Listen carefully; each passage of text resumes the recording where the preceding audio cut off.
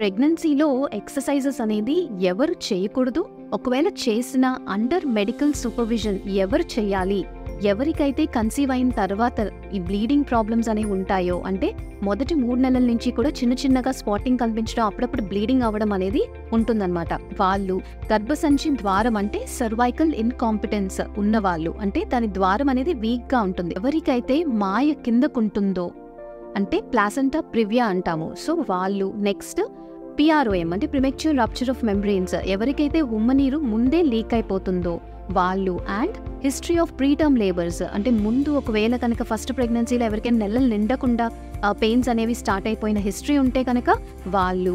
And twin gestation, అంటే లోపల twins కానీ ట్రిప్లెట్స్ కానీ ఉండేటప్పుడు యూట్రస్ ఓవర్ డిస్టెండెడ్ అవుతుంది కదండి, సో అప్పుడు ఎక్సర్సైజ్ చేసినప్పుడు ఏమైనా ప్రీటర్మ్ లేబర్లోకి వెళ్తారేమో అని చెప్పి జాగ్రత్తగా ఉండమని చెప్తామన్నమాట. అలానే IUGR, ఎవరికైతే బేబీ గ్రోత్ సరిగ్గా ఉండాల్సిన దానికన్నా తక్కువగా ఉంటుందో వాళ్ళు.